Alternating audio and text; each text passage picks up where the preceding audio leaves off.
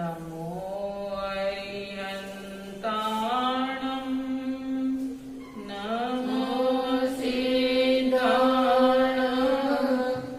नमो अय्याणं नमो वज्रायाणं नमो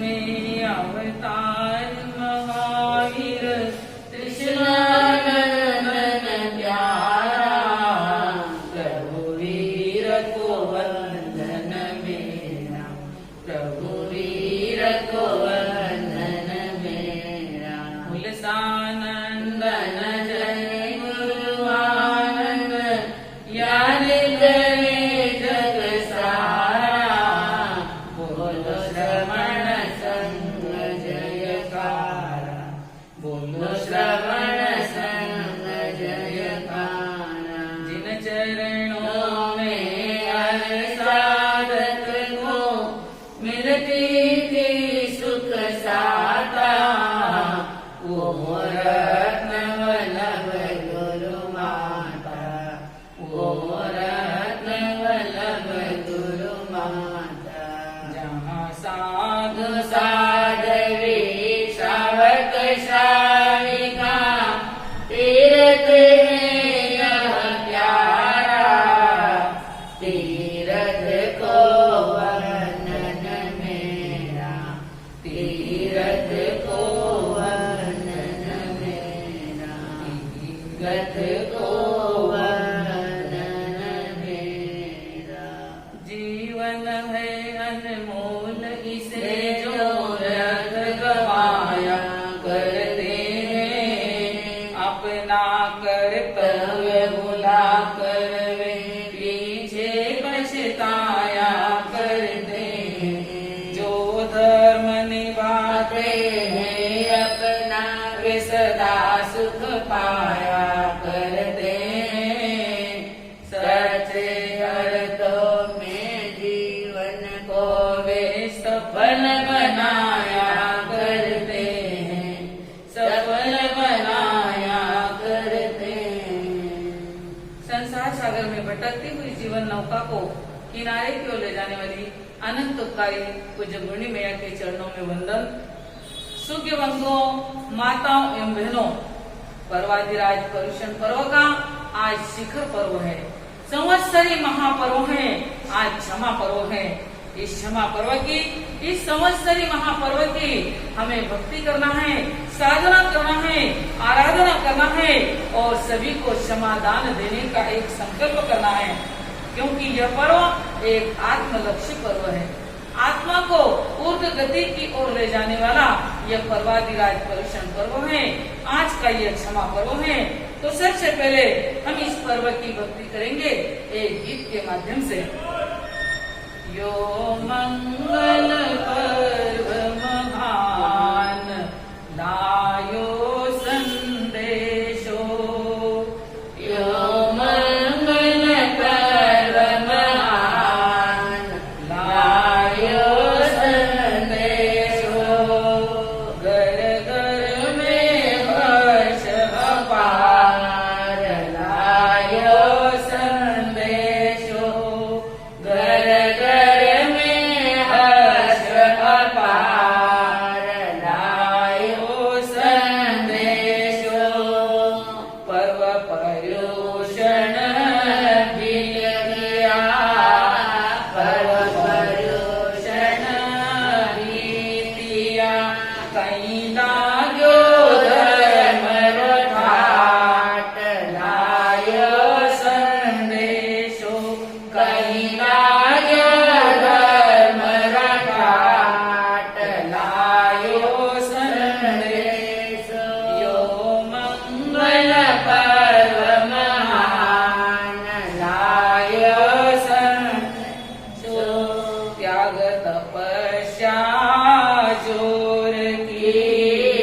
ત્યાગ તપસ્યા જોરથી કઈ ગયા લાગ્યા ઠાઠ લાયો સંદેશો કઈ અઠાયા લાગ્યા ઠાઠ લાયો સંદેશો યો મંગલ પર્વ મહાન લાયો સંદેશો ઘર મેં હર્ષ અપાર લાયો સંદેશો જીનવાણી બરસી ગણી જીનવાણી બરસી ગણી કઈ સબને ઉઠાયો ઉઠાયો લાભ લાયો સંદેશો કઈ સબને ઉઠાયો લાભ લાયો સંદેશો યો મંગલ પર્વ મહાન લાયો સંદેશો આજ સંવત્સરી આ ગઈ આજ સંવત્સરી આ ગઈ કરા સ્વાગત ગુર સન્માર લાયો સંદેશો કરા સ્વાગત ગુર સમ્માન લાયો સંદેશો યો મંગલ મંગલ પર્વ મહાન લાયો સંદેશો સબ જીવારા સાથ મેં સબ જીવારા સાથ રાખો મેં મૈત્રી ભાવ મહાન લાયો સંદેશો રાખો મૈત્રી ભાવ મહાન લાયો સંદેશો યો મંગલ મંગલ પર્વ પર્વ મહાન લાયો સંદેશો વેર વિરોધને મેટણો વેર વિરોધને મેટણ કરો સમતા રસ રોપાન લાયો સંદેશો કરો સમતા રસ રોપાન લાયો યો સંદેશો યો મંગલ મંગલ પર્વ મહાન મહાન લાયો સંદેશ ખમત ખામણા પ્રેમ સુખ કમત ખામણા પ્રેમ કરલી જો ચતુર સુજાન લાયો સંદેશો કરલી જો ચતુર સુજાન લાયો સંદેશો યો મંગલ પર્વ મહાન લાયો સંદેશ રાગ દ્વેષને છોડનો રાગ દ્વેષને છોડ કઈ કરીનો આત્મ જ્ઞાન લાયો સંદેશો કઈ કરનો આત્મ જ્ઞાન લાયો સંદેશો યો મંગલ પર્વ મહાન લાયો સંદેશો ત્યાગ તપસ્યા જોર કી ત્યાગ તપસ્યા જોર કી કઈ કોશરા લાગ્યા ઠાઠ લાયો સંદેશો કઈ અઠાયા લાગ્યા ઠાઠ લાયો સંદેશો યો મંગલ પર્વ મહાન લાયો સંદેશો આત્માને ઉજ્જવલ કરો આત્માને ઉજ્જવલ કરો સબ છોડો વિષ અભિમાન લાયો સંદેશો સબ છોડો વિષ અભિમાન લાયો સંદેશો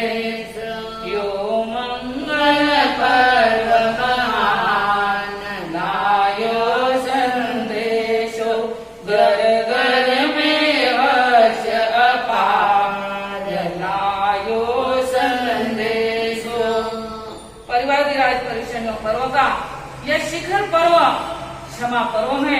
इस पर्व की मंगल में आराधना और साधना हमें सभी को करना है। इन 8 दिनों में हम सभी ने इस पर्व की भक्ति की, त्याग तप करके, धर्म आराधना करके, स्वाध्याय सामायिक करके, प्रतिक्रमण पोषक और संवर करके हम सभी ने इस पर्व की विशेष आराधना की है।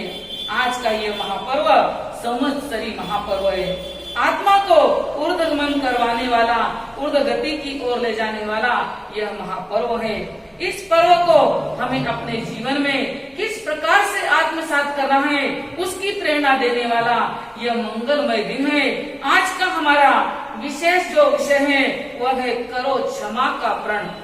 करो क्षमा का प्रण तो मिटेगा आत्म प्रदूषण। देखिए, विषय पर थोड़ा चिंतन करिए कि ये क्षमा का प्रण अगर कर लेंगे, आज के दिन हम किसी के साथ अबोला नहीं रखेंगे, किसी के साथ में कोई वेर विरोध की भावना नहीं रखेंगे, दिल के किसी भी कोने में किसी प्राणी मात्र के प्रति भी कोई दुर्भावना नहीं रखेंगे, क्षमा धर्म की सरल भावों से आराधना कर लेंगे, क्षमा का प्रण करेंगे, संकल्प करेंगे, तो हमारी आत्मा का प्रदूषण हट जाएगा, आत्मा के विकार हट जाएंगे, आत्मा हमारी निर्मल और पावन बन जाएगी।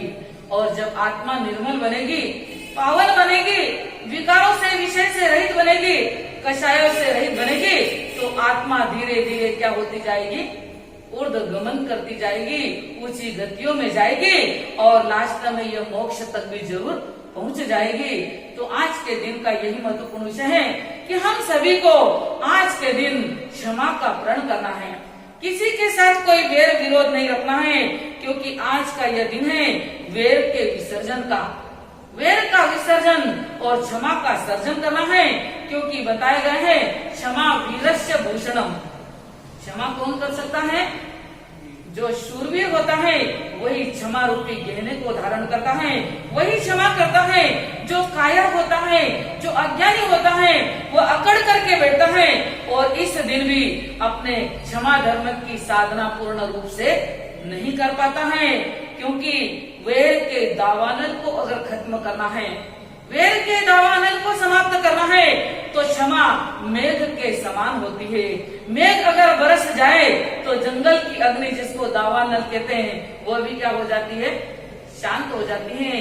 हमारे दिल के अंदर भी, हमारे हृदय के अंदर भी अगर वेर का दावानल जल रहा है तो क्षमा के नीर से, क्षमा के मेघ से उसको शांत कर लो, क्योंकि द्वेष की ज्वाला में अगर जलते रहे, ईर्ष्या की ज्वाला में जलते रहे, वेर की ज्वाला में जलते रहे, तो समझ लेना कि अनंत काल का संसार परिभ्रमण हमारा जरूर बढ़ जाएगा। आज का यह महापर्व हमें जीवन के अंदर बहुत ही सुंदर सी प्रेरणा देने वाला यह महापर्व है।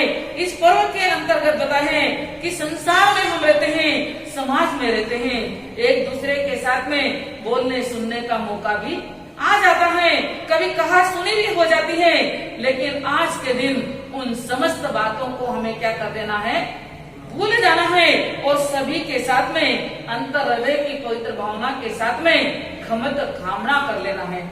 क्योंकि आज देखने को मिलता है कि हमारे बहुत दूर रहने वाले परिवार, हमारे रिश्तेदार, हमारे मित्रगण जो भी परिचित है, उनको हम क्या करते हैं, क्षमापना कार्ड छपवाते बहुत सारे लोग, और क्या भेजते हैं, क्षमापना कार्ड भेजते हैं। और कार्ड से भी आगे बढ़िए तो आजकल क्या है, व्हाट्सएप के मैसेज के द्वारा भी दूर दूर में रहने वाले जो भी परिचित रिश्तेदार और दोस्त हैं उनको मैसेज भेज देते हैं, उनसे क्षमापना कर लेते हैं। लेकिन चिंतन करो, दूर दूर बैठे हुए वो मित्र और वो रिश्तेदार जिनसे कभी बोला चाली नहीं हुई, किनसे झगड़ा नहीं हुआ, लेकिन उनसे हम क्षमापना कर रहे हैं। लेकिन हमारे आस पास में रहने वाले, ऊपर नीचे रहने वाले, एक ही गांव एक ही नगर में रहने वाले हमारे जो सगे संबंधी हैं, क्योंकि बहुत जगह देखने को मिलता है कि सास बहू से नहीं बोलती है और बहू सास से, और देरानी जेठानी भी बहुत जगह देखने को मिलता है, ऊपर नीचे रहते हैं, बाजू बाजू में रहते हैं, लेकिन एक दूसरे के साथ बात भी और देखने को मिलता है कि बहुत सारे भाई बहन भी क्या होते हैं, अबोला करके छोटी छोटी बातों पर बैठे हुए हैं और वह भी आपस में बोलते नहीं है। इस प्रकार की बातें संघ समाज और परिवारों में देखने को मिलती हैं। तो बंधुओं, थोड़ा सा ध्यान रखिए, दूर के रिश्तेदारों से कोई झगड़ा नहीं, उनसे भी क्षमापना कर रहे हैं। लेकिन जिसके साथ में आपकी अनबन हुई थी, जिसके साथ में आपकी बोलाचाली बंद है, उनके साथ में अगर आप नहीं बोले तो ये क्षमापना कार्ड भेजना, क्षमापना के मैसेज भेजना, इनका कोई फायदा मिलने वाला। हाँ, सबसे पहले क्षमापना किनके साथ करनी है? जिनके साथ आपका वेर भाव है, कोई छोटा मोटा झगड़ा चल रहा है, जिस कारण से आप एक दूसरे से दूर हो गए हैं, एक दूसरे से बात करना और यहाँ तक कि देखना भी पसंद, इन नफरत की ज्वालाओं को शांत करना है। क्योंकि नफरत की ज्वाला अगर शांत नहीं हो जाती है तो संवत्सरी महापर्व मनाना और आज का प्रतिक्रमण करना भी कोई फायदे वाली बात नहीं होगी। पर्वाधिराज पर्युषण पर्व का यह महत्वपूर्ण संदेश ये संवत्सरी महापर्व के माध्यम से हमें मिल रहा है कि व्यक्ति को अपने जीवन के अंदर किसी के प्रति कोई वेर की गांठ नहीं रखना है। गांठ अगर शरीर में हो जाए तो व्यक्ति को टेंशन आ जाता है। क्यों आ जाता है? पता नहीं कैसी गांठ होगी और कौन सी गांठ होगी, क्योंकि वो गांठ अगर कैंसर की गांठ भी निकल गई और ऑपरेशन करने के बाद में भी नहीं बच सके तो एक जन्म हमारा समाप्त हो जाएगा। लेकिन याद रखिए, ये वेर की गांठ ऐसी खतरनाक होती है कि अनंत जन्मों को बर्बाद करने वाली है, अनंत जन्मों को बिगाड़ने वाली है। इसका एक छोटा सा उदाहरण हमारे जैन इतिहास का हम आपके सामने रख रहे हैं, जो आप सभी को मालूम भी होगा कि कमठ और पार्श्वनाथ भगवान दोनों कौन थे मालूम है? 10 भवों की उनकी जो चर्चा हम करते हैं, पढ़ते हैं, 10 भवों का इतिहास देखते हैं। कमठ और पार्श्वनाथ जो दोनों सगे भाई थे, एक ही माता के दोनों पुत्र थे, दोनों सगे भाई थे, लेकिन दोनों की आदतों में जमीन आसमान का अंतर था। दोनों के संस्कारों में जमीन आसमान का अंतर था। और इस प्रकार से पार्श्वनाथ की जो जीवात्मा थी और वो जो कमठ था, दोनों का शुरू से वेर का प्रारंभ हो गया। क्योंकि कमठ की नियत अच्छी नहीं थी, अपने भाई की पत्नी के ऊपर वो गलत नियत रखता था, वहीं से वेर का प्रारंभ हो गया। पार्श्वनाथ की आत्मा ने अपने भाई को बहुत समझाया कि देखो, इस प्रकार से भाभी के प्रति, तुम्हारे भाई की पत्नी के प्रति तुम दुर्भावना रखते हो, गलत भावना रखते हो, ये उचित नहीं है। बहुत बार समझाने की कोशिश करी, लेकिन कोई कोई मूर्ख व्यक्ति ऐसे होते हैं, कितना भी समझा दो लेकिन वह समझने को तैयार। आखिर बहुत समझाने के बाद में भी बात सुलझी नहीं, बात राजा तक पहुंच गई। राजा को मालूम पड़ने के बाद में राजा ने भी समझाने की कोशिश करी, वह नहीं माना, ताकि उसे देश निकाला दे दिया। किसको देश निकाला दे दिया? कमठ को। बस उसी दिन से वो अपने भाई का क्या बन गया? गलती किसकी थी? देखिए, उल्टा चोर कोतवाल घटाते, गलती भी खुद की है, लेकिन जिसकी दुर्बुद्धि होती है उस व्यक्ति का चिंतन कभी सही होता नहीं है। उसके दिल दिमाग के अंदर एक बात बैठ जाती है कि मेरे भाई की वजह से मुझे देश को क्या करना पड़ा? अब भाई की वजह से छोड़ना पड़ा या उसकी गलत आदतों के कारण छोड़ना पड़ा?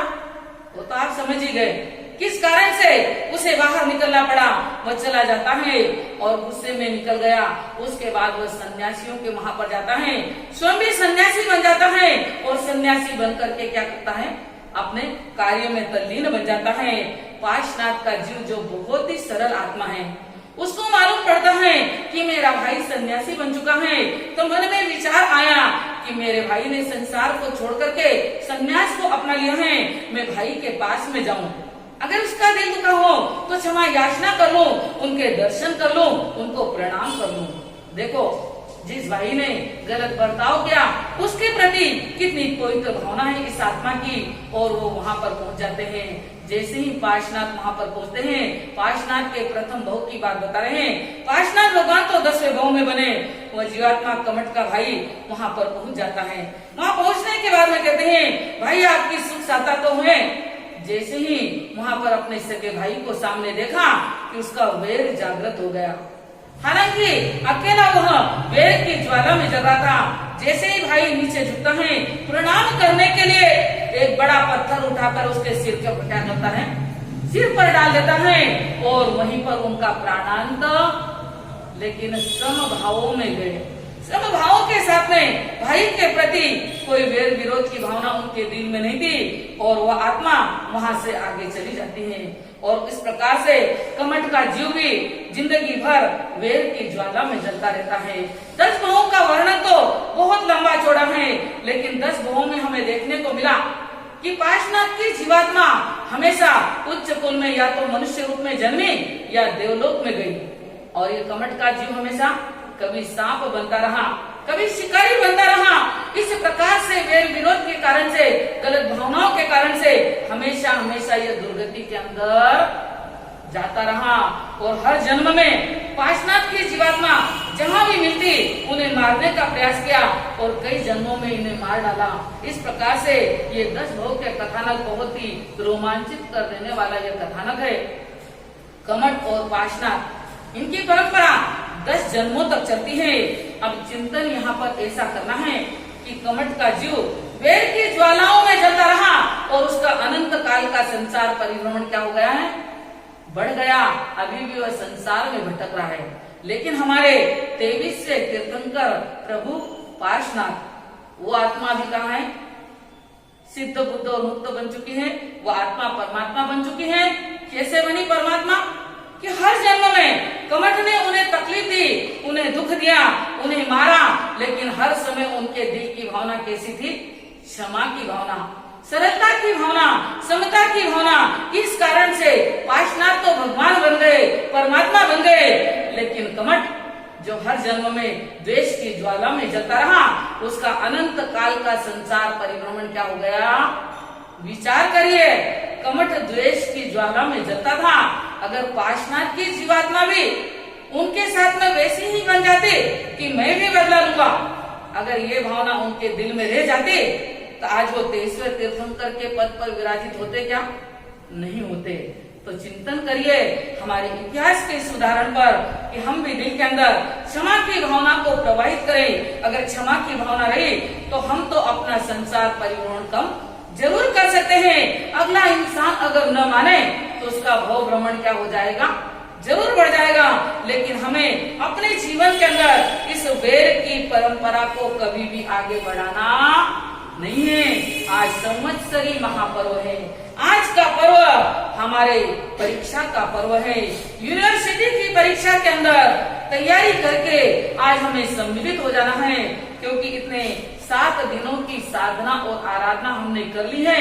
लेकिन आज के दिन अगर अंतर हृदय के पवित्र भावों के साथ में क्षमापना पर्व नहीं मनाया, सभी के साथ में क्षमा याचना नहीं करी, सभी को क्षमा प्रदान नहीं करी, तो समझ लेना कि यह महापर्व मनाने का भी कोई फायदा नहीं होता है। क्योंकि आज शाम को संवत्सरी का महाप्रतिक्रमण करने के बाद में हम 84 लाख जीवा योनि से क्या करेंगे, कितने जीवों से क्षमापना करोगे आप लोग भाइयों, 84 लाख जीवा योनि, 84 लाख जीवा योनि से। लेकिन उस वक्त में जब मिच्छामि दुक्कडम देते हुए, क्षमा याचना करते हुए, उस वक्त भी अगर किसी 1-2 के प्रति भी मन में द्वेष की भावना बाकी रह गई कि मैं सबसे तो कमत खाना कर लूंगा, लेकिन अमुक व्यक्ति से मैं करने वाला, ऐसी भावना अगर दिल के किसी कोने में रह गई तो समझ लेना आपको सायंकालिक प्रतिक्रमण करने के बाद में क्या बोलना पड़ेगा भाइयों।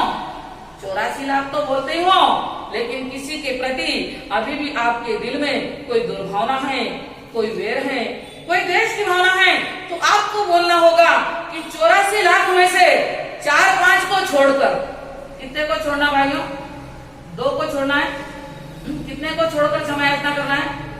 चिंतन कर लीजिए, विचार कर लीजिए कि अगर आपके दिल में अभी भी किसी के प्रति कोई गलत भावना है और वह नहीं निकली तो क्या बोलना पड़ेगा, 2, 4, 5 को छोड़कर बाकी सब जीवों से क्या कर लेंगे। लेकिन नहीं, ऐसी अधूरी क्षमापना हमें नहीं मनाना है। ऐसी क्षमापना मनाने का कोई फायदा नहीं होता है। अंतर हृदय के पवित्र भावों के साथ में अगर हम क्षमा याचना करेंगे तभी जाकर के यह पर्व मनाना हमारा सफल सार्थक हो सकता है। आज सायंकालीन प्रतिक्रमण करने के बाद में बहुत से लोग तो सभी से क्षमापना करते हैं और जिससे अबोला है उसको भी फॉर्मेलिटी के लिए क्या कर देते हैं, खमत खामना खाली शाब्दिक बोल देते हैं, यानी अभिनय कर लेते हैं। क्या कर लेते हैं? क्षमापना का भी, क्षमापना का ढोंग मत करो, क्षमापना का अभिनय मत करो कि मैंने मेरे भाई से क्या कर ली, क्योंकि क्षमापना का मतलब है कि अंतर हृदय की भावनाओं को परिवर्तित कर देना। औरों के प्रति हमारे दिल दिमाग के अंदर कोई गलत भावना बैठ चुकी है, उसको निकाल करके फेंक देना, तभी जाकर के हम सही तरीके से इस क्षमा पर्व की साधना और आराधना कर सकते हैं। क्योंकि क्षमा पर्व की साधना आराधना करना है तो हमारे वेर विरोध को तो मिटाना ही पड़ेगा। इसको मिटाने के लिए हमें अपनी सोच को भी क्या करना होगा, बदलना होगा। एक बार घर में पति पत्नी का झगड़ा हो गया। अब आप कहोगे मां साहब बात तो कोई बड़ी बात नहीं है, पति पत्नी का झगड़ा ये तो आए दिन होता ही रहता, उसके बिना तो संसार में मजा भी आता। अरे बाप रे, उसमें भी मजा आ रहा आप लोगों को। पति पत्नी का झगड़ा हो गया और झगड़ा होने के बाद में इतना क्रोध आ जाता है कि व्यक्ति को बोलने का भान भी नहीं रहता है। ये क्रोध ऐसा है जो समझ नहीं पड़ने देता है कि मुझे क्या बोलना और क्या। जो कवि की दो पंक्ति भी बीच में आपको बता देते हैं, क्रोध महाचांडाल करे बेहाल, ज्ञान विसरावे निज पर का भान बुलावे। जब क्रोध भूत घर में आवे, जब क्रोध भूत घर में आवे, हाथ पैर सब ही कंपावे, दोनों आंखें हो लाल भाल चढ़ जाए, निज पर का भान बुलाए। क्रोध महाचांडाल करे बेहाल, ज्ञान विसरावे, निज पर का भान बुलाए। कवि ने महत्वपूर्ण पंक्तियों के माध्यम से बताया है कि क्रोध तो महाचांडाल है जो हमारे जीवन को अपवित्र कर देता है। जब क्रोध भूत हमारे शरीर के अंदर प्रवेश कर जाता है तो हमारे ज्ञान को भी, हमारे विवेक को भी नष्ट कर देता है और सामने कौन खड़ा है यह भान भी भुला देते हैं। जब क्रोध शरीर के अंदर आता है तो आपने क्रोधी व्यक्ति को देखा होगा कि कभी कभी क्रोध में उसके हाथ पैर क्या होने लग जाते हैं, कांपने लगते हैं और आंखें, ऐसा लगता है कि साक्षात भूत और राक्षस ने उसकी बॉडी में क्या कर लिया है, प्रवेश कर लिया है। आंखें लाल हो जाती है और उसकी भ्रूकुटी तना जाती है। ऐसा विचित्र स्वरूप उसका बन जाता है क्योंकि क्रोध व्यक्ति के जीवन के समस्त दुर्गुणों को समस्त गुणों को समाप्त कर देता है, दुर्गुणों को बढ़ाने वाला है। ऐसा यह क्रोध बड़ा भयंकर होता है। इस क्रोध के कारण से व्यक्ति क्या बोल रहा है उसे समझ में नहीं आता है। तो पति पत्नी के झगड़े की बात आपको बता रहे थे कि झगड़ा होते होते पत्नी को तो इतना क्रोध आया तो उसने पति को बोल दिया, साला जानवर कहीं का। क्या बोल दिया? जानवर कहीं का। अब इसके बाद में वो पति थोड़ा समझदारी से काम लेता है क्योंकि ग्रस्त जीवन की गाड़ी को आगे चलाना है तो एक अगर गर्म हो जाए तो दूसरे को क्या होना पड़ता है, नरम होना पड़ता है कि होना पड़ता है। अगर पति गर्म हो जाए तो पत्नी को नरम होना पड़ता है और पत्नी गर्म हो जाए तो पति को। अगर ऐसी समझदारी आपस की नहीं रही तो बात कहाँ की कहाँ पहुंच जाती है, अर्थ के अनंत हो जाते हैं और कभी कभी कितनी दुर्घटनाएं भी घटित हो जाती हैं। इस प्रकार से पत्नी ने जानवर बोल दिया है लेकिन पति ने बहुत समझदारी से काम लिया है, चुपचाप बैठा है क्योंकि सामने बोलेंगे तो बात बढ़ती है। एक व्यक्ति अगर चुप बैठ जाए तो आगे झगड़ा बढ़ेगा क्या? एक व्यक्ति कब तक बोलेगा? अपने आप झगड़ा शांत हो जाता है। कुछ समय के बाद में झगड़ा शांत हो गया। ठंडे दिमाग से पत्नी ने दोपहर को विचार किया कि यार झगड़े में मैंने अपने पति देव को क्या बोल दिया, मैंने बहुत बड़ी गलती करी, इतना गुस्सा आ गया था कि मुझे बोलना नहीं था, वो बात भी मैंने बोल दी है। शाम के समय वो पति से कहती है कि सॉरी, मुझे माफ कर दो, आज मैंने झगड़े में आपको क्या बोल दिया, जानवर बोल दिया है। पति कहता है तूने एकदम सही बोला था, कोई गलत नहीं बोला है। अरे मैंने जानवर बोल दिया और आप कह रहे हो कि सही बोला है। अरे तू पहले मेरी बात तो सुन कि तू मेरी क्या है, जान है। पत्नी को क्या बोल रहा है पति कि तू मेरी जान है और मैं तेरा वर है कि नहीं है, मैं तेरा वर हूं कि नहीं है। बोले हाँ वर तो हूं, बस मेरी तू कौन है, जान है, और मैं तेरा क्या हूं, वर है। इस प्रकार से बोल करके और पत्नी पति दोनों राजी हो जाते हैं और झगड़े को वहीं समेट लेते हैं। जानवर का भी ऐसा सुंदर अर्थ जिन्होंने निकाला कि पति पत्नी का पुनः प्रेम जुड़ जाता है। तो व्यक्ति को अपने जीवन के अंदर जब जब ये झगड़े का मौका आता है तो थोड़ी समझदारी से काम लेना है, क्योंकि झगड़े में आज तक किसी का कोई फायदा हुआ क्या, नहीं हुआ। कवि ने अपनी पंक्तियों के माध्यम से वापिस पति पत्नी के झगड़े की बात बताई है। पति पत्नी लड़ पड़े एक कुत्ता आ गया, पति पत्नी लड़ पड़े एक कुत्ता आ गया, दोनों नहीं बोले सारी रोटियां वो खा गया, दोनों नहीं बोले सारी रोटियां वो खा गया। किसका बिगाड़ हुआ हिसाब कीजिए, किसका बिगाड़ हुआ हिसाब कीजिए, अब प्रेम कीजिए जी, अब प्रेम कीजिए, अब प्रेम कीजिए जी, अब प्रेम कीजिए। तीन पंक्तियों के माध्यम से जो बात बताई आपको सुनकर बहुत मजा आया कि पति पत्नी का ऐसा भयंकर झगड़ा हो गया। सामने रोटी का डिब्बा भी खुला पड़ा है, थाली भी परोसी पड़ी है, घर का दरवाजा खुला है, दोनों झगड़ रहे हैं और दोनों के झगड़े का फायदा किसने उठा लिया बीच में, कुत्ता।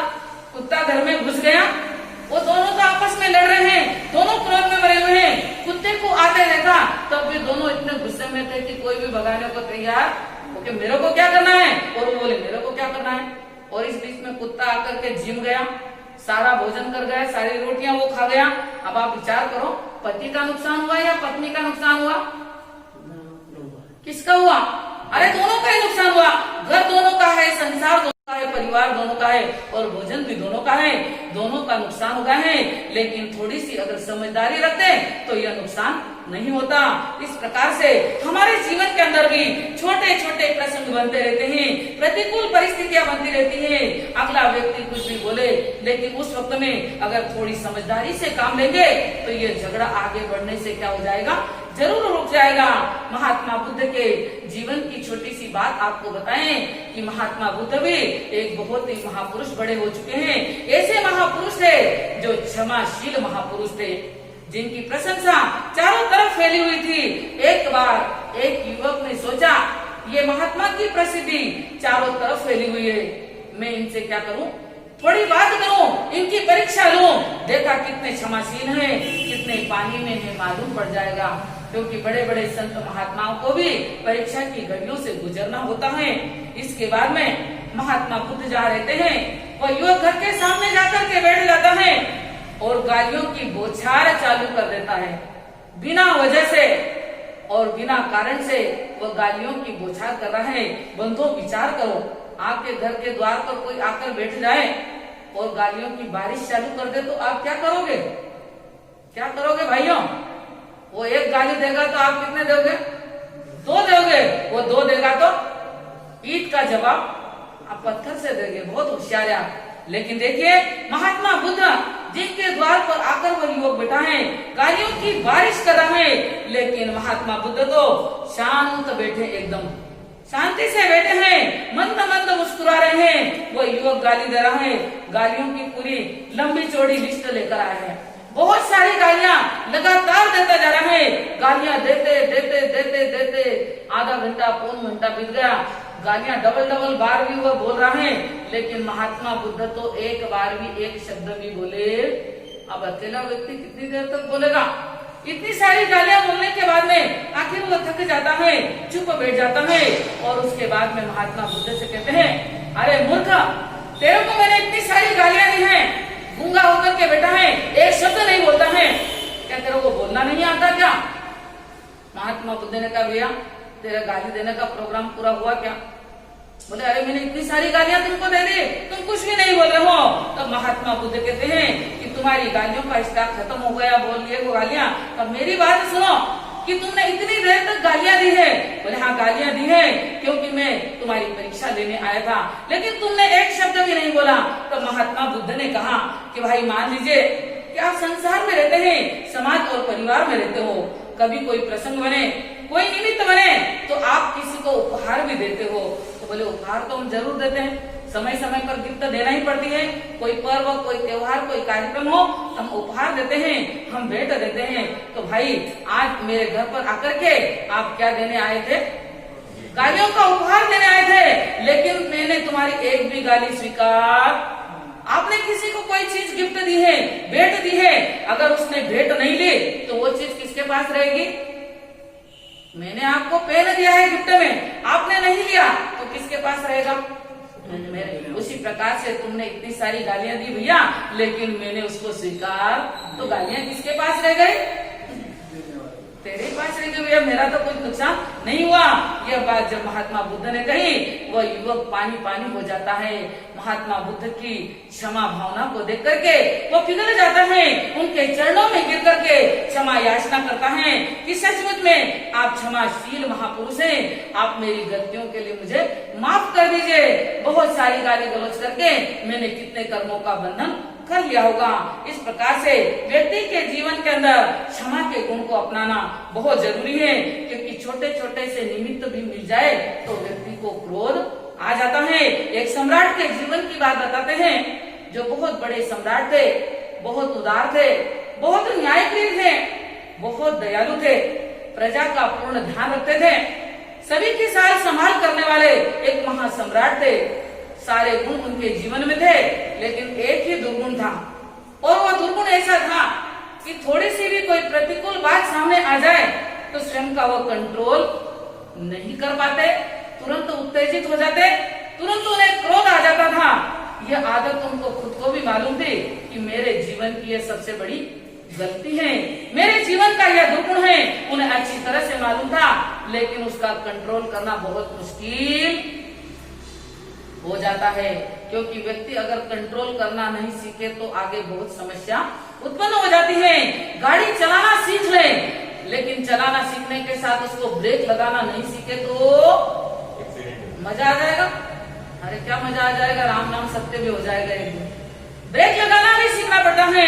क्रोध आ जाता है, आपको, हमको, सबको आ जाता है, लेकिन क्रोध को कंट्रोल करने की कला भी क्या करनी पड़ती है? सीखनी पड़ती है। अगर वो कला न सीखी तो दुर्गति के खड्डे में हम भी क्या हो जाएंगे? जरूर गिर जाएंगे। तो राजा को भी अपने दुर्गुणों का पता था, राजा को अपनी कमी महसूस होती थी। एक बार किसी संत का आगमन वहां पर हुआ, संत के सामने जाकर के उसने बताया कि गुरुदेव मेरा ये क्रोध छूट जाए, ऐसा कोई उपाय आप। व्यक्ति अगर भूल को भूल मान ले तो उसका सुधार भी हो सकता है, लेकिन जितनी व्यक्ति भूल को भूल नहीं मानता है तो उसकी भूल का कभी सुधार होने वाला, उसकी वही भूल उसे अनंत काल का संसार परिभ्रमण भी करवा देती है। राजा बहुत सरल हृदय था, संत के सामने जाकर के जब अपनी कमी बताई तो संत ने उसे एक बहुत बढ़िया उदाहरण बताया, बहुत अच्छा उपाय बता दिया। वो उपाय सच में उसके लिए सफल हो जाता है। और आप ही बताइए कौन सा उपाय बताया होगा, आपको भी ध्यान में नहीं आएगा। राजा को बताया संत ने कि देखो भाई, तुम वहां पर जब तुम्हें क्रोध आता है तो क्रोध के वक्त में अपना चेहरा दर्पण में देख लेना। किसमें देख लेना? आपने कभी क्रोध करके अपना चेहरा दर्पण में देखा क्या बंधुओं? कभी देख लेना, ऐसा लगेगा कोई भूत उत्पन्न हो गया हो। ऐसा चेहरा विकृत हो जाता है। वो बोला कि मुझे इतना क्रोध आता है कि दर्पण में देखना ही भूल जाऊंगा। तब राजा को संत ने बताया कि एक काम करो, तुम्हारे आसपास जो रहने वाले सिक्योरिटी के लोग हैं, तुम्हारे आसपास रहने वाले जो मंत्री हैं, सलाहकार हैं, उनको बोलो कि सभी अपने जेब के अंदर दर्पण रखे, और जैसे ही मुझे क्रोध आए तो मेरे सामने क्या कर दे? दर्पण कर दे, मेरे सामने दर्पण रख दे, क्योंकि मैं स्वयं उनको आज्ञा दे रहा हूँ। और उस दर्पण को मैं क्या करूंगा? क्रोध अवस्था में उस दर्पण को मैं देख लूंगा, आपकी आज्ञा का मैं पालन करूंगा। इस प्रकार से राजा क्या करता है? संत की बात मान करके, उनके दर्शन करके, वंदन नमस्कार करके राजमहलों में आ जाते हैं। और आजू बाजू में रहने वाले सभी लोगों को बोल दिया कि जिस क्षण भी मुझे क्रोध आ जाए तो मेरे सामने क्या रख देना? दर्पण रख देना, इतना कार्य तुम्हें करना होगा। अब वही होता है, राजा की आज्ञा मिल चुकी है। अब वह तो जब भी राजा को क्रोधित देखते हैं, जैसे ही क्रोध आता है, भयंकर क्रोध आता है, भले कुछ देर का, लेकिन बहुत भयंकर क्रोध राजा को आता है और ऐसा भयंकर डरावना रूप बन जाता है। उनके सामने दर्पण रख दिया गया। दर्पण में जब उन्होंने खुद को देखा तो क्या असर पड़ेगा भाई? एक महान क्रोधी व्यक्ति जिसकी आंखें लाल हो रही हैं, भ्रुकुटी टल रही है, भयंकर क्रोध जिसके शरीर में आता है, साक्षात पिशाच का अवतार दिखाई देता है। और जब राजा ने अपने इस सूरत को, इस शक्ल को, इस रूप को सामने देखा तो देख करके खुद अपने आप से डर गया। क्या हो गया? अपना रूप देख करके, अपना क्रोध भरा चेहरा देख करके राजा डर जाता है। बाप रे, मैं इतना भयंकर दिखता हूँ। उसके बाद में राजा ने चिंतन करा कि मैं सभी प्रजा का बहुत ध्यान रखता हूँ, बहुत उदार हूँ, सभी का ध्यान रखने वाला हूँ, सभी प्रजा को मेरे सारे गुण पसंद है, लेकिन एक ही दुर्गुण मेरे जीवन के समस्त कार्यों पर क्या कर रहा है? पानी फिर रहा है। इस प्रकार से राजा को महसूस होता है। दर्पण में अपनी शक्ल को देख करके, क्रोधी स्वरूप को देख करके वह समझदार बन जाते हैं और धीरे धीरे उनके क्रोध का क्या हो जाता है? कंट्रोल हो जाता है। अब तो राजा इतने सरल बन गए, इतने क्षमाशील बन गए कि बड़ी से बड़ी कोई प्रतिकूल परिस्थिति सामने आ जाए तब भी वह अपने आप को संतुलित बना लेते थे। इस प्रकार से व्यक्ति को अपने जीवन के अंदर इन छोटी छोटी बातों का ध्यान रखना चाहिए। लेकिन संघ समाज के अंदर बहुत सारे ऐसे लोग होते हैं जो बोलते हैं कि मैं टूट जाऊंगा लेकिन झुकूंगा नहीं। ऐसे लोग भी कभी मिले कि नहीं मिले? ऐसे ऐसे भाई लोग, ऐसे ऐसे श्रावक और श्राविका हमें मिलते हैं, पूरी जिंदगी हो जाती है, लेकिन जिसके साथ झगड़ा हुआ, जिसके साथ अबोला हुआ, उसके साथ तो कभी बोलते, हर साल संवत्सरी मना लेते हैं, लेकिन उनके साथ में वो बोलते। तो बताइए बंधुओं, ऐसा पर्व संवत्सरी मनाना और यह क्षमापना पर्व मनाना किसी का कोई फायदा होने वाला नहीं है। क्योंकि दो पंक्तियों के माध्यम से बताए कि तांबा सोना सुघड़ नर, तांबा सोना सुघड़ नर, टूटे जुड़े सो बार, मूर्ख हांडी कुम्हार की, जुड़े न दूजी बार। आप सभी बहुत समझदार हैं, इन दो पंक्तियों के तात्पर्य को समझ चुके हैं कि तांबा और सोना जो अच्छी क्वालिटी की धातुएं होती हैं, इनको कितनी बार भी टुकड़े कर दो तो वापस क्या हो जाते हैं? जुड़ जाते हैं, नया बर्तन, नया आभूषण तैयार हो जाता है। और सुघड़ नर यानी जो सुसंस्कारी व्यक्ति होता है, अगर किसी से अनबन हो भी जाए, लेकिन उन बातों को वापस भुला करके आपस में वापस वो क्या कर देते हैं? प्रेम से जुड़ जाते हैं। लेकिन मूर्ख हांडी कुम्हार की, कुम्हार की हंडी एक बार टूट गई तो वो जुड़ती। तो दुनिया के अंदर उस कुम्हार की हंडी के समान ऐसे मूर्ख लोगों की भी कमी नहीं है, जो एक बार किसी से टूट गए तो वापस उसकी ओर देखते भी नहीं है। ऐसी क्वालिटी के जो लोग होते हैं, जो कषायों की ज्वाला में जलते रहते हैं, वो मूर्ख की गिनती के अंदर आ जाते हैं। संवत्सरी का यह महापर्व हमारे जीवन के अंदर बहुत सुंदर प्रेरणा देने वाला है। कवि की कुछ पंक्तियों के माध्यम से, 4 पंक्तियों के माध्यम से मैं आपको एक महत्वपूर्ण बात बताने जा रही हूँ कि लाख खोया हजार पाया, ऐसे कमाने से क्या? लाख खोया हजार पाया, ऐसे कमाने से क्या? 10 बिखेरा एक जमाया, ऐसे जमाने से क्या? 10 बिखेरा एक जमाया, ऐसे जमाने से क्या? क्षमा पर्व के दिन मन तो शुद्ध हुआ नहीं, क्षमा पर्व के दिन मन तो शुद्ध हुआ नहीं, और दिल के द्वेष से खमाया तो ऐसे खमाने से क्या? दिल के द्वेष से खमाया तो ऐसे खमाने से क्या? अंतर हृदय में द्वेष की ज्वाला भड़क रही है, ऊपर से अभिनय कर भी ले, क्षमापना कर भी ले, लेकिन ऐसी क्षमापना हमारे कर्मों के बंधन को तोड़ नहीं सकती है। ये आत्मा कभी भी परमात्मा नहीं बन सकती है।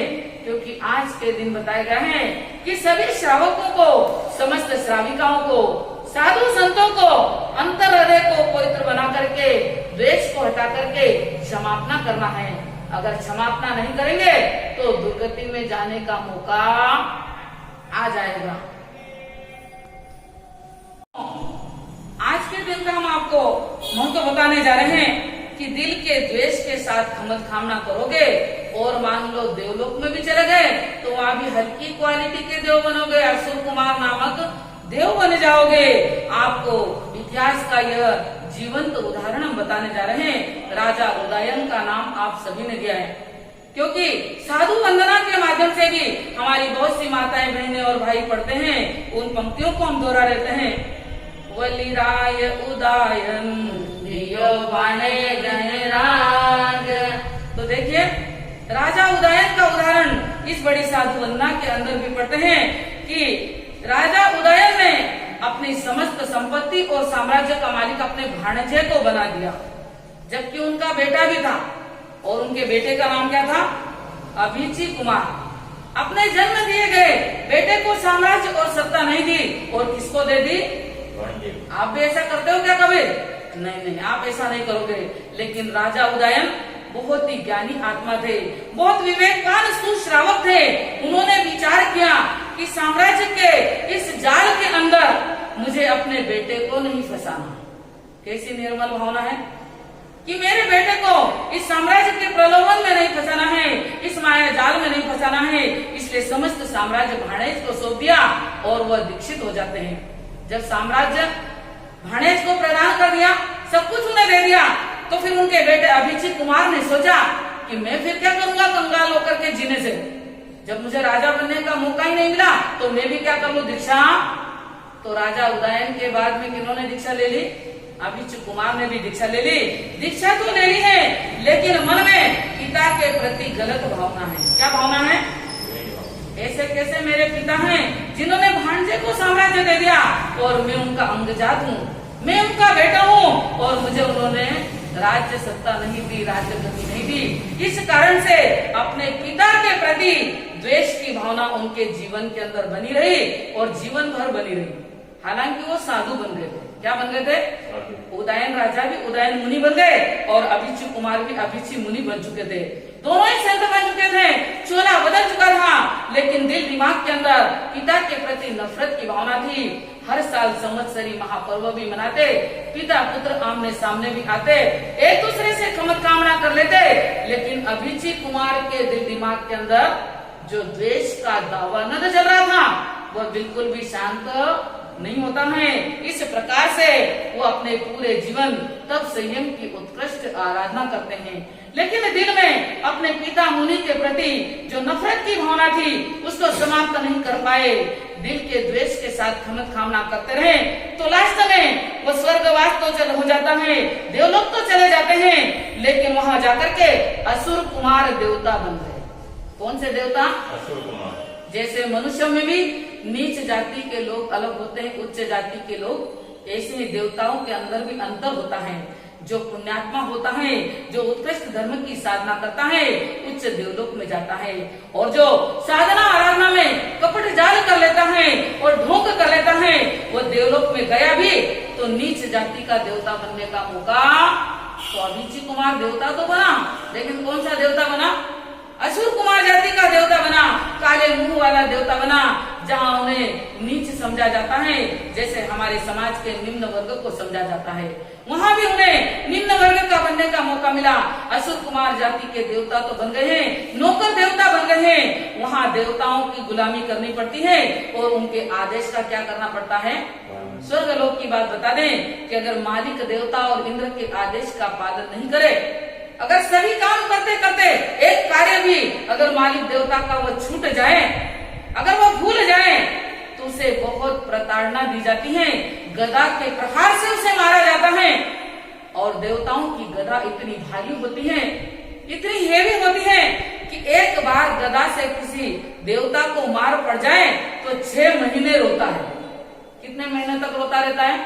6 महीने। आपको भी कभी बचपन में अपने माता पिता के हाथ का थप्पड़ पड़ा होगा, क्योंकि मस्ती करेंगे तो कभी कभी मार भी खानी पड़ती है। तो कितनी देर रो पाए आप लोग?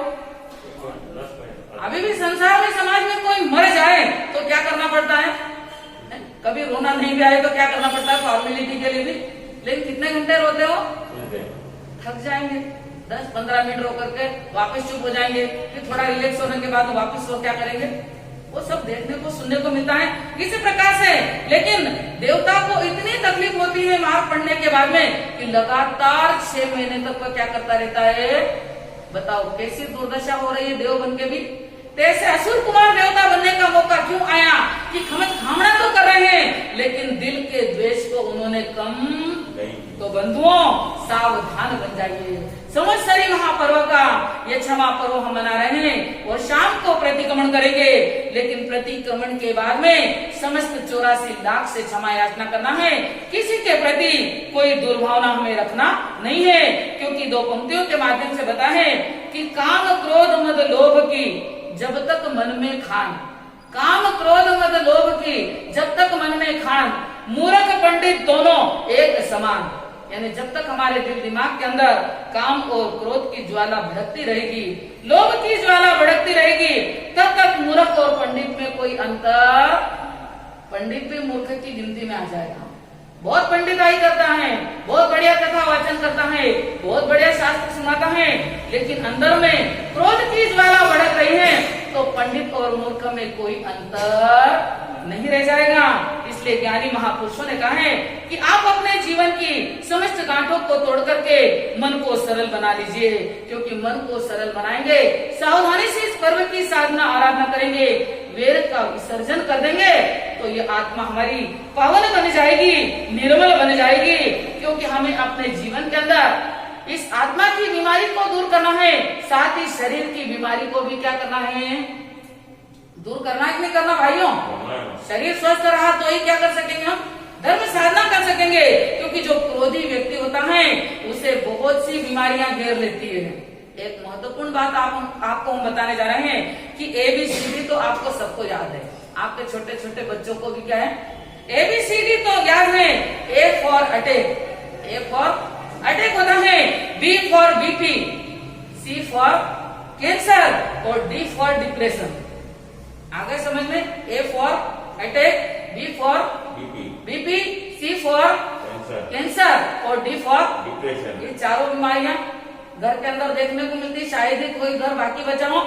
ये चारों चीजें हमारे घर के अंदर देखने को मिलती है। लेकिन महापुरुषों का कहना है कि अगर आपको इन 4 बीमारियों से अपने जीवन को बचाना है, दीर्घायु जीवन जीना है, स्वस्थ जीवन जीना है, तो आप किसी के भी प्रति दिल में कोई गलत भावना मत आने दो। अगर आ भी गए तो उसे जल्दी से क्या करो, बाहर निकाल दो। क्योंकि दिल के किसी कोने में किसी के प्रति कोई दुर्भावना, किसी के प्रति कोई द्वेष की भावना रह गई तो समझ लेना है कि हमारा वर्तमान भविष्य सब बिगड़ जाएगा, लेकिन बीमारियों से भी हमारा जीवन जरूर गिर जाएगा और ये बीमारी भी हमें दिन रात परेशान करती रहेगी। इसलिए बंधुओं, ये संवत्सरी महापर्व हमें जीवन के अंदर बहुत सुंदर प्रेरणा देता है। इस प्रेरणा को जीवन में अपनाना है, क्योंकि एक आरिसा होता है, आरिसा का मतलब होता है दर्पण, एक दर्पण होता है और दूसरा कैमरा होता है। लेकिन दोनों में क्या अंतर है बंधुओं, कि कैमरा किसी चीज को पकड़ के रखता है और दर्पण के सामने हम हट जाएंगे तो दर्पण किसी चीज को पकड़ कर रखने वाला। तो आपको अपना जीवन दर्पण के समान बनाना है। किसके समान? दर्पण। हाँ, कोई व्यक्ति इस प्रकार से मिल भी जाए अड़ियल, कोई व्यक्ति विपरीत कार्य करने वाला, विपरीत बात करने वाला मिल भी जाए और वो प्रतिकूल आचरण कर भी दे, हमारे सामने आ भी गया, लेकिन जिस प्रकार से दर्पण के सामने से हटते ही सारे प्रतिबिंब बदल जाते हैं, उसी प्रकार से हमें भी जीवन के अंदर क्या करना है, दर्पण के समान बनना है। उन सारे दृश्यों को क्या करना है, पीछे हटा देना है, सारी बातों को लेट गो करके और अपनी आत्मा को पवित्र और पावन बनाने का प्रयास करना है। क्योंकि आज के दिन अगर हम अपने जीवन में इस क्षमा धर्म की आराधना नहीं कर पाए तो पूरा संवत्सरी पर्व मनाना भी किसी काम का नहीं है। क्योंकि विचारकों ने बताया है कि कोई व्यक्ति अपने जीवन में अगर तपस्या करता है, देखिए भाग्यशाली तपस्वियों को इस कोरोना महामारी के प्रतिकूल अवसर पर भी 28 के तप की ओर अग्रसर बने हुए हैं और 28 का तप भी वह कर रहे हैं। तपस्या करने के लिए शरीर को पूरा झोंकना पड़ता है। तपस्या सरल है क्या? अगर सरल होती तो मैं भी 28 कर लेती और आप सभी क्या कर लेते, 28 का मास कमन भी कर लेते। लेकिन देखिए तपस्या करना बहुत कठिन है। तपस्या करने में शरीर को कसना पड़ता है, परीक्षा से गुजरना पड़ता है और जप करने में समय देना पड़ता है। तप करने में शरीर को झोंकना पड़ता है, जप करने में समय का दान देना पड़ता है, और दान देने में पैसे के मोह को क्या करना पड़ता है।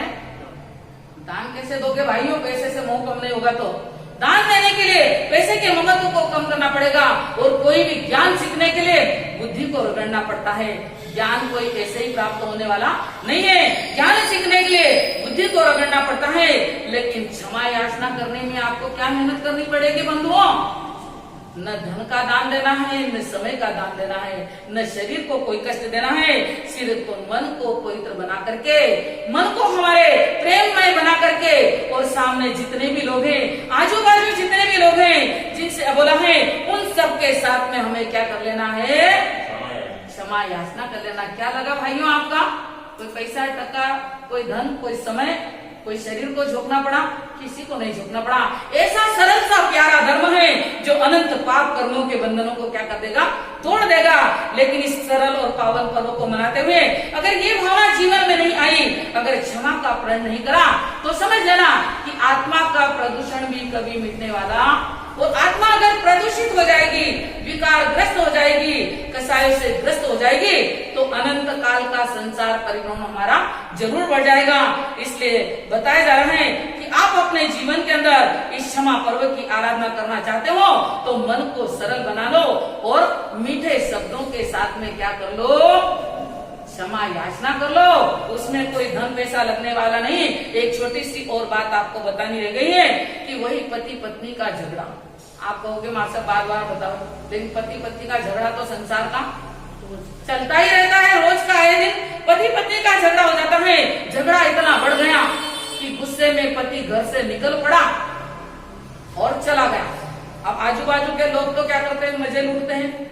झगड़ा, घर का झगड़ा, और लोगों की हंसी हो जाती है, लोग तमाशा देख रहे हैं। लेकिन गुस्से में वो पति घर छोड़ करके घर से बाहर निकल गया।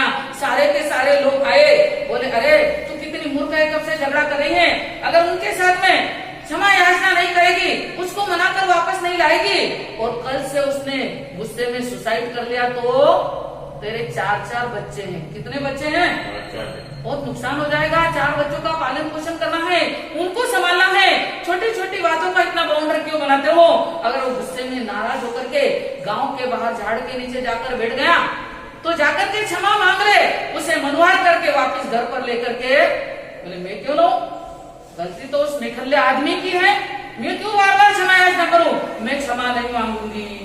आखिर गांव के लोगों ने बहुत समझाया, देखो अकेली लेडीज को बहुत मुश्किल हो जाएगा, कैसे 4 बच्चों को संभालोगी, कैसे अपना जीवन चलाओगी, कैसे संसार चलाओगी। सबने उसे बहुत प्रेशर डाला। आखिर मजबूरी में उसे कहाँ जाना पड़ रहा है, अंदर का मन तो नहीं है समापना करने का, और उसे मनाने का कोई भाव नहीं। लेकिन लोगों का कहना मानना पड़ा, और वो लोगों के साथ में चल पड़ी। 3-4 लोग कहते चल मैं हम भी तेरे साथ चलते हैं, और जाकर के मनवार करके उसको वापस क्या कर, घर पर ले जा, लेकर आ जा, नहीं तो घर बिगड़ जाएगा।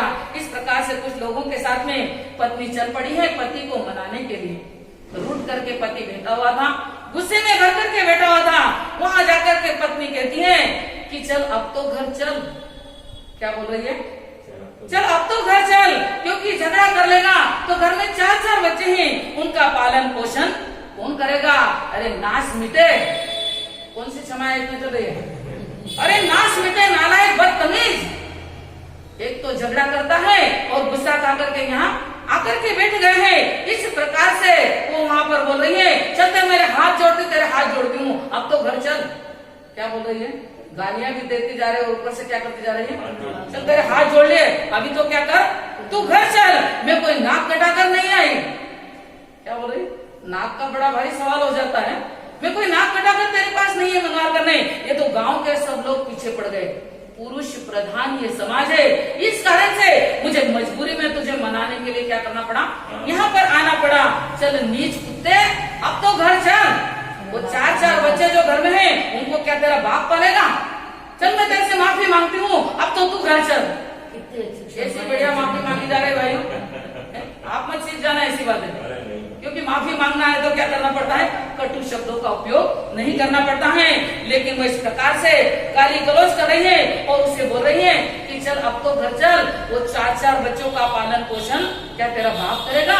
तब मैं तेरे हाथ जोड़ लेती हूँ, अभी तो तू घर चल, सत्यानाशी कहेगा, पूरे घर का सत्यानाश कर डाला। और इस प्रकार से वो गाली गलौज करती जा रही है कि चल दुष्ट, अब तो घर चल, तेरे हाथ जोड़ती हूँ। ये क्षमा याचना चल रही है। गाली गलौज के साथ कभी क्षमा याचना होती है? लेकिन नहीं, इस प्रकार से वो क्षमा याचना करती जा रही है। लेकिन बंधुओं, ऐसी क्षमा याचना करने से कोई फायदा? क्षमा याचना तो वही क्षमा याचना होती है जिसके अंदर कटु शब्दों का प्रयोग ना हो और दिल के किसी कोने में कोई वैर की भावना नहीं हो। इस प्रकार की क्षमा याचना अगर आप अपने जीवन के अंदर करेंगे, तभी जाकर के ये संवत्सरी महापर्व मनाना भी सफल और सार्थक हो सकता है। इस पर्व की साधना करना है, आराधना करना है, आत्मा के प्रदूषण को हटाना है, हम सभी को सरल बनकर के सबसे क्षमा याचना करना है। ये संवत्सरी महापर्व का हमें संदेश मिलता है कि करो क्षमा का व्रण तो मिटेगा आत्म प्रदूषण। ये हमारा आज का विषय है। इसी के साथ में हमारे देश में मनाए जाने वाला एक और भी पर्व है, सांस्कृतिक पर्व भी मनाया जा रहा है, वो है गणेश चतुर्थी। आज के दिन कौन सा पर्व मनाया जा रहा है? पूरे देश में मनाए जाने वाला ये सांस्कृतिक पर्व भी बहुत सुंदर और प्यारा पर्व है।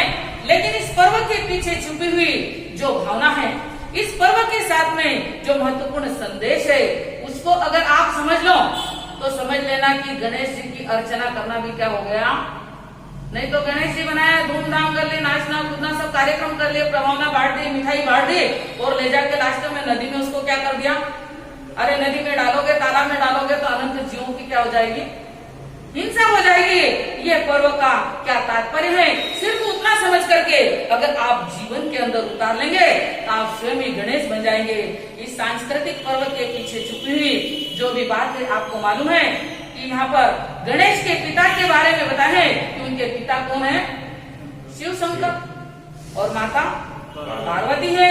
शिव शंकर के बारे में पढ़ने को मिला कि समुद्र का जब मंथन करा तो वहाँ 14 रत्न निकले। कितने? 14 निकले। 14 रत्न निकले। 13वें नंबर का जो रत्न था वह था कालकूट जहर। और जहर लेने को कोई तैयार होगा क्या? आप लोग भी अच्छी चीज होगी तो ले लोगे और गलत चीज कोई होगी तो वहां से निकल करके एक तरफ चले जाओगे। लेकिन उस कालकूट जहर को किसने ग्रहण करा भाइयों? शंकर होगा, नीलकंठ। उनको क्या बोलते हैं? उन्होंने अपने कंठ में धारण कर लिया। इसी प्रकार से समाज के जो समझदार लोग होते हैं, जो कर्णधार लोग होते हैं, अगर वो समझदार बन जाए तो कोई वेर विरोध की बात हो भी जाए, कोई जहर फैलने वाली बात आ भी जाए तो सारी बातों को कहाँ रख लेते हैं? कंठ में संभाल कर रखते हैं और बाहर ऐसी गलत बातों का प्रचार प्रसार नहीं करते हैं और पूरे समाज को सुरक्षित बनाने के लिए स्वयं उस बात को क्या करते हैं? अपने कंठ में ग्रहण कर लेते हैं। शिव के गले में आपने देखा होगा कि कौन बैठा है? समझ गए? शिव के गले में कौन है? सर्प होता है। यानी इस प्रसंग से हमें प्रेरणा मिलती है कि दुश्मनों से भी हमें क्या करना चाहिए? शिव जी ने भी क्या करा? किससे प्यार करा? शिव जी ने भी सर्प से प्यार किया। हमें भी अपने दुश्मन से भी क्या कर लेना चाहिए? प्यार कर लेना चाहिए। किसी के साथ में कोई वेर विरोध रखना नहीं है। तो शंकर के पुत्र का नाम है गणेश और गण का मतलब होता है, गर का मतलब होता है गण, गण यानी समूह और ईश का मतलब होता है मालिक। समूह के जो मालिक होते हैं, हमारे तीर्थंकरों की परंपरा से हमारे संघ के मालिक बनते हैं गणधर और गणधर के बाद में कौन बनते हैं? आचार्य संघ के मालिक बनते हैं। इस प्रकार से जो सच्चे अर्थों में संघ का मालिक बनता है, कर्णधार बनता है, उसे भी गणेश कहा जाता है। गणेश जी की प्रतिमा देखते हैं, उनकी फोटो देखते हैं, उनका मस्तक किसका बना हुआ है? हाथी का मस्तक बना हुआ है। हाथी का मस्तक बना हुआ है क्योंकि वह शक्ति का प्रतीक है। और हमारी शक्तियों को अगर संघ समाज और धर्म की उन्नति के लिए उपयोग किया जाए तो सचमुच में यह जीवन भी क्या हो सकता है? सफल हो सकता है।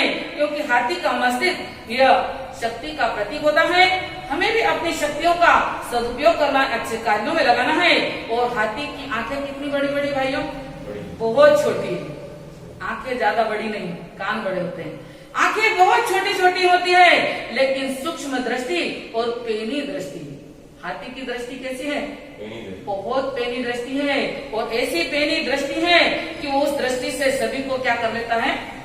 दूर दूर तक देख रहे हैं। उसी प्रकार से जिसकी सूक्ष्म दृष्टि होती है, जिसकी पैनी दृष्टि होती है, संघ समाज परिवार की कौन सी समस्या सबको डिस्टर्ब कर रही है, बराबर वो अपनी पैनी दृष्टि से क्या कर लेता है, देख लेता है।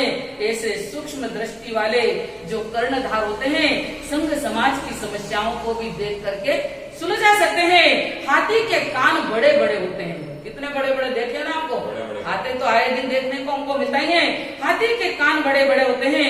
उसी प्रकार से जो समाज के और संघ के कर्णधार बनते हैं, पदाधिकारी बनते हैं, उनको भी अपने कान कैसे रखने पड़ते हैं, बड़े रखने पड़ते हैं, क्योंकि सभी की बातें ध्यान से सुननी पड़ती हैं और सुन करके उसमें से क्या हमें समाज के लिए आगे के लिए फॉलो करना है और कौन सी बात नहीं करना है, ये चिंतन करना पड़ता है। इसके साथ ही आगे का जो विषय बताया जा रहा है कि हाथी की सूंड, सूंड कैसी होती है, लंबी होती है, लेकिन सूंड के द्वारा वो क्या करता है, खाने के पदार्थों को निरीक्षण करता है कि कहीं कोई चींटी वगैरह जानवर उसके अंदर। कभी देखा आपने हाथी को भोजन करते हुए, कितनी सावधानी से वो क्या करता है, सावधानी से उसमें से वह छांट लेता है कि कौन सी चीज मेरे खाने लायक और कौन सी चीज नहीं हो, उसको उठाकर वह क्या करता है। और कभी सामने वाले पर गुस्से आ जाते इंसान को उठा करके भी वह क्या कर सकता है। हाथी का गुस्सा भी बड़ा खतरनाक होता है, लेकिन सूंड के द्वारा अच्छे और गलत पदार्थों को वह क्या करता है, छांट लेता है। उसी प्रकार से जो समाज के कर्णधार होते हैं, जो सुश्रावक होते हैं, अपने जीवन के अंदर कौन सी बात ग्रहण करना है और कौन सी बात को छोड़ देना है, इस बात को समझ जाते हैं। इस बात का विवेक उनके जीवन के अंदर होता है। और इसके आगे देखें तो गणेश जी का पेट कैसा है भाई, बड़े पेट वाले गणेश जी होते हैं। पेट बड़ा होता है कि वह लड्डू खाते हैं, और हमारा पेट भी क्या है, हमारा पेट भी हमारे हिसाब से है। हम खाना खाते हैं, मिठाइयाँ खाते हैं, बढ़िया बढ़िया चीजें खाते हैं, सब पचा लेते हैं, लेकिन किसी की गुप्त बात अगर मालूम पड़ गई तो किसी ने आपको अपना समझकर कोई अपने दिल की बात शेयर की है, कोई बात बता दी है, तो हम उसको पचा और तुरंत ही क्या करते हैं, इधर की बात उधर लगा देते हैं। लेकिन जो समाज के कर्णधार होते हैं, जो पदाधिकारी होते हैं, जो विवेकवान श्रावक होते हैं, वो अपना पेट बड़ा रखता है। इसलिए लड्डू पेड़े खाने के लिए नहीं, बात को पचाने के लिए। जो बातों को पचाना जानता है वही अपनी आत्मा को गणेश बना सकता है। गणेश का वाहन चूहा होता है, और चूहा कैसा रहता है भाई, उसके ऐसे पैने दांत होते हैं कि बढ़िया फर्नीचर को भी वह क्या कर देता है, काट डालता है। उसी प्रकार से यहाँ पर हमें संदेश मिलता है कि हम भी साधना के पैने दांतों से, किसके द्वारा, साधना आराधना के पैने दांतों से अपने कर्म बंधनों को क्या कर दे, तोड़ दें। कर्म बंधनों को तोड़ देंगे तो आत्मा रूपी गणेश की क्या हो जाएगी, सुरक्षा हो जाएगी। इसके साथ ही हमें देखने को मिलता है कि गणेश जी के 4 हाथ हैं। आपके कितने हैं, हमारे भी 2 ही हैं, लेकिन गणेश जी के कितने हैं, 4 हाथ होते हैं। एक हाथ में शंख, शंख हमें जागृति की प्रेरणा देता है कि अनंत काल से मोह नींद में से हो, जाग जाओ, धर्म की साधना कर लो, वरना बार बार यह मौका आपको मिलने वाला। जागृति का संदेश देने वाला यह शंख होता है। दूसरे हाथ के अंदर कमल सुशोभित हो रहा है, और कमल की क्या विशेषता है कि कीचड़ में जन्म लेता है, पानी में जन्म लेता है, लेकिन उनसे निर्लिप्त बन जाता है। इसी प्रकार से हम सभी ने संसार के कीचड़ में जन्म लिया है, लेकिन उस कीचड़ से ऊपर उठ करके साधना आराधना के कमल खिलाना है, जीवन को निर्लिप्त बनाना है, मोह माया के कीचड़ से ऊपर उठ जाना है। यही संदेश देने वाला वो कमल का फूल होता है। तीसरे हाथ में हमें देखने को मिलता है त्रिशूल।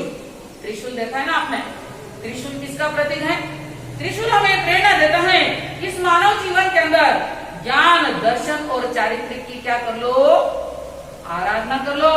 यही मानव जीवन है जिसमें ज्ञान, दर्शन, चारित्र्य की आराधना करके हम अपने जीवन का विकास कर सकते हैं, आत्मा को निर्मल और पावन बना सकते हैं। और चौथे हाथ में क्या चीज है बंधुओं, अरे आप तो हमेशा देखते रहते हो, लड्डू है। क्या है चौथे हाथ में, लड्डू। हाँ तो फिर बोलते क्यों नहीं, एक हाथ में चौथे हाथ में उनके लड्डू है। और लड्डू क्या प्रेरणा देता है, लड्डू कड़वा होता है, बहुत मीठा होता है, कभी खाए, बहुत ही खाए, रोज ही खाते रहते हो। लड्डू में बड़ी मिठास होती है, उसी प्रकार से हमारे जीवन के अंदर भी माधुर्यता आनी चाहिए, व्यवहार मधुर होना चाहिए, वाणी मधुर होनी चाहिए, क्योंकि वाणी की मधुरता रही तो आपस की एकता भी क्या हो जाएगी, क्योंकि लड्डू एकता का भी प्रतीक है। कई छोटी छोटी बूंदी मिलकर क्या बनता है, हाँ, तो पूरा संघ समाज अगर मिठास के साथ में बर्ताव करे, मधुर व्यवहार करे, आपस में बोलते वक्त ध्यान रखे, तो संघ की एकता अखंडित रह सकती है। और जो संघ अखंडित रहता है, एकता के सूत्र में मजबूती से बन जाता है, वही संघ जयवंत और विजयवंत बनता है और अपने गौरव को दिन प्रतिदिन क्या करता है, बढ़ाता जाता है। जिस संघ के अंदर फूट पड़ जाती है, वहाँ पर कोई मजा और आनंद आता, तो ये लड्डू प्रेरणा दे रहा है कि हमें एकता के सूत्र में बनना है, छोटी छोटी बातों को लेट गो करना है और सभी के साथ में मधुर बर्ताव करना है। इस प्रकार से गणेश चतुर्थी का यह पर्व भी हमें सुंदर संदेश देता है। इस संदेश को अपने जीवन में उतारना है, आत्मा को गणेश बनाना है, आत्मा को परमात्मा बनाना है, क्षमा पर्वत की हम सबको मिलकर आराधना करना है। इन्हीं शब्दों के साथ मैं अपने शब्दों को विराम देती हूँ। बोले आचार्य भगवान की जय। पहले आज के प्रात्याख्यान करेंगे। व्यासना अश्नम पाणम खाइनम साइनम अनत्ता वोगणम सहस्रा गाणम महत्ता गाणम सवस्मता गाणम व्यासने के पचकान तस बनते पड़िकमामी निंदामी गयामी। ओसरे ओसरे आज का एकाशना अश्नम पाणम खाइनम साइनम अनत्ता वोगणम सहस्रा गाणम महत्ता गाणम सवस्मता गाणम एकाशने के पचकान तस बनते पड़िकमामी निंदामी गयामी। ओसरे ओसरे आज का आइमिल अश्नम पाणम खाइमम साइमम अनत्ता भोगणम सहस्रा गाणम महत्ता गाणम सवस्मता गाणम आइमिल के पचकांतस बनते पड़िकमामी निंदामी गयामी। ओसरे ओसरे आज तो संवत्सरी महापर्व है, कंपलसरी सभी को उपवास करना है। हाथ जोड़ लीजिए, आज का एक उपवास। अश्नम पाणम खाइमम साइमम अनत्ता भोगणम सहस्रा गाणम महत्ता गाणम सवस्मता गाणम दिन के तिहार रात के चौगार उपवास के पचकान तस बनते पड़िकमामी निंदामी गयामी। ओसरे ओसरे आज के दो उपवास अश्नम पाणम खाइमम साइमम अनत्ता भोगणम सहस्रा गाणम महत्ता गाणम सवस्मता गाणम दिन के तिहार रात के चौगार छठवत्तम बेले के पचकान तस बनते पड़िकमामी निंदामी गयामी। ओसरे ओसरे आज का तेला, बहुत सारे भाई बंधुओं का आज के दिन तेला भी है। अश्नम पाणम कायमम साइमम अनत्ता वोगणम सहस्रा गाणम महत्ता गाणम सवस्मता गाणम दिन के तिहार रात के चौगार अट्ठवत्तम तेले के पचकान तस बनते पड़िकमामी निंदामी गयामी। ओसरे ओसरे आज के चार उपवास अश्नम पाणम कायमम साइमम अनत्ता वोगणम सहस्रा गाणम महत्ता गाणम सवस्मता गाणम दिन के तिहार रात के चौगार 10 चार उपवास के पचकान तस बनते पड़िकमामी निंदामी गयामी। ओसरे ओसरे आज के 5 उपवास अश्नम पाणम खाइमम साइमम अनत्ता वोगणम सहस्रा गाणम महत्ता गाणम सवस्मता गाणम दिन के तिहार रात के चौगार 5 उपवास 12 के पचकान तस बनते पड़िकमामी निंदामी गयामी। ओसरे ओसरे आज के 6 उपवास अश्नम पाणम खाइमम साइमम अनत्ता वोगणम सहस्रा गाणम महत्ता गाणम सवस्मता गाणम दिन के तिहार रात के चौगार 6 उपवास 14 के पचकान तस बनते पड़िकमामी निंदामी गयामी।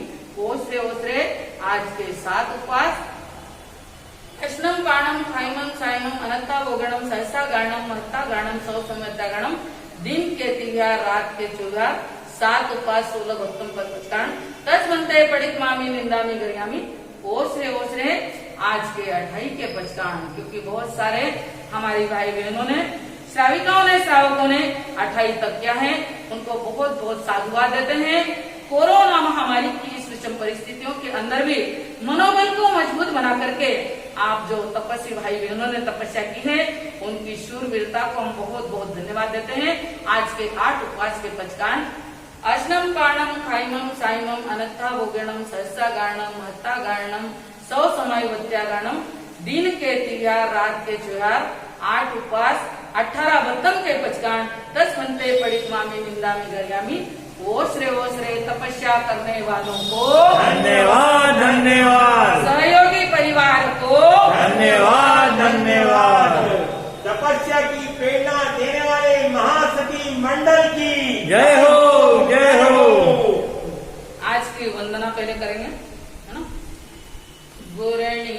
આવ્યા જ્યાં પાટ લગાયો ધર્મ ધ્યાન રો ઠાટ મારી વંદના જેલો સા મારી વંદના જેલો સા ટીકુટો આયા હીરમ हीनम ગરીબી વંદામી નમં સામી सत्कारेमि सम्मानेमि कल्याणं माङ्गलं देयं चेयं भजवा स्वामी देवनामी मारा अखियन राते मोती मारा दिवड़ा राते ज्योति मारी वंदना जेलो सा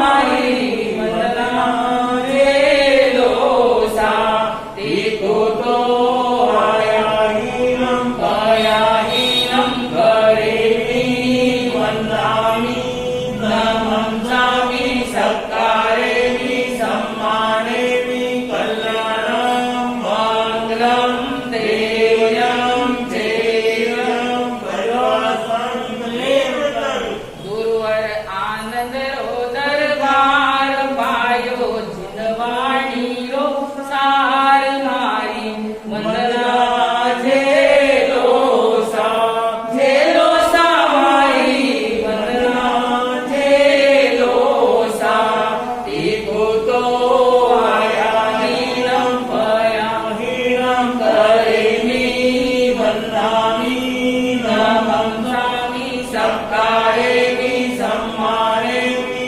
कल्याणं माङ्गलं देयं चेयं भजवा स्वामी देवनामी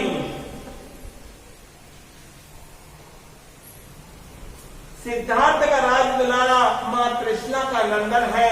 ऐसे प्रभु महावीर को कोटि कोटि वंदन है, कोटि कोटि वंदन है। हमें जिनवाणी का श्रवण कराकर हम पर उपकार करने वाले परम पूज्य महासती मंडल के चरणों में कोटि वंदन नमन। परम पूज्य महाराज साहब की प्रेरणा से पर्यूषण महापर्व चल रहा है और इस पर्यूषण महापर्व में परम पूज्य महाराज साहब की प्रेरणा से बहुत सारे श्रावक श्राविकाओं ने बड़ी तपस्याएं की है। श्री संघ उनकी तपस्या की शुभ साता पूछता है। आज संवत्सरी महापर्व और आज दोपहर में युवक संघ द्वारा एक ज्ञानवर्धक प्रतियोगिता ज्ञान को करो अनलाभ मोबाइल द्वारा आयोजित की जाएगी। अधिक जानकारी के लिए हमारे श्री नवयुवक संघ के सलाहकार भाई ऋषि जी, अध्यक्ष भाई मनोज जी और भाई सचिव श्री राजेश श्रीमल जी से आप संपर्क करें। भाई वरुण जी श्रीमान से संपर्क करें। आज शाम को संवत्सरी का प्रतिक्रमण अवश्य करें। आप अपनी व्यवस्था के हिसाब से प्रतिक्रमण अवश्य करें। शाम का प्रतिक्रमण 6:45 पर आप प्रतिक्रमण शुरू करें। पर्यूषण के 8 दिनों में इस YouTube के माध्यम से युवक संघ द्वारा जो प्रसारण की व्यवस्था की गई, श्री संघ के निर्देश अनुसार युवक संघ द्वारा यह प्रसारण की व्यवस्था की गई है। बहुत सराहनीय व्यवस्था की गई है, जिसकी बहुत सारे लोगों ने इस प्रवचन का लाभ लिया है। इसकी व्यवस्था भाई ऋषि जी जैन, श्री मनोज जी जैन लाला जी, श्री वरुण जी श्रीमान, श्री राजेश श्रीमल जी, श्री विजय जी भटेवरा, श्री सौरभ जी भटेवरा, श्री कलल जी जैन द्वारा की गई है। श्री संघ आप सभी को और युवा संघ की पूरी टीम को बहुत बहुत धन्यवाद देता है। कल सुबह सामूहिक श्यामा याचना महावीर भवन में होगी। श्री संघ के सभी पदाधिकारी, कार्य समिति के सदस्य, युवक संघ के पदाधिकारी, कार्य समिति के सदस्य कल सुबह 7 बजे सामूहिक क्षमा याचना होगी। आप अवश्य पधारें इस महावीर भवन में। आप पैरबद्ध हो जाए, पूरी श्रद्धा और भक्ति के साथ हम परम पूज्य महासती जी के श्रीमुख से मंगल पाठ का श्रवण करेंगे। गुरुदेव की आज्ञा से चत्तारि मंगलम निर्मता मंगलम सिद्धा मंगलम साहू मंगलम केवली प्रणतो धम्मो मंगलम चत्तारि लोगुत्तमारि हंता लोगुत्तमा सिद्धा लोगुत्तमा साहू लोगुत्तमा केवली प्रणतो धम्मो लोगुत्तमा चत्तारि शरणं पवज्जामि अरिहन्ते शरणं पवज्जामि सिद्धे शरणं पवज्जामि साहू शरणं पवज्जामि केवली प्रणतम धम्मम शरणं पवज्जामि अरिहंतों का शरणा सिद्धों का शरणा साधुओं का शरणा केवली परुकी दया धर्म का शरणा चार शरणा दुख हरणा मंगल करना और शरणा कोई जो भव्य प्राणी आदरे अजर अमर पद होय अंगोष्ठे अमृत बसे रक्तितृणा भंडार श्री गुरु गौतम समरिये मनवांचित फलदाता भावे भावना भाविये भावे दीजे दान भावे धर्म आराधिये भावे केवल ज्ञान भावे पद निर्वाण। बोलिए श्रमण भगवान महावीर स्वामी की जय। परम पूज्य आचार्य श्री धर्मदास जी महाराज साहब की जय। परम पूज्य आचार्य सम्राट श्री आनंद ऋषि जी महाराज साहब की जय। परम पूज्य आचार्य डॉक्टर शिव मुनि जी महाराज साहब की जय। युवाचार्य श्री महेंद्र ऋषि जी महाराज साहब की जय। महाराष्ट्र प्रवर्तक श्री कुंदन ऋषि जी महाराज साहब की जय। परम पूज्य प्रवर्तनी श्री रतन कुंवर जी महाराज साहब की जय। मानव ज्योति गुरनी मैया श्री वल्लभ कुंवर जी महाराज साहब की जय। परम पूज्य महासती जिन शासन चंद्रिका श्री प्रिय दर्शना जी महाराज साहब की जय। तत्व चिंतिका परम विदुषी महासती श्री कल्प दर्शना जी महाराज साहब की जय। जैन धर्म की जय। दया धर्म की जय। जय जिनेन्द्र। जय जिनेन्द्र।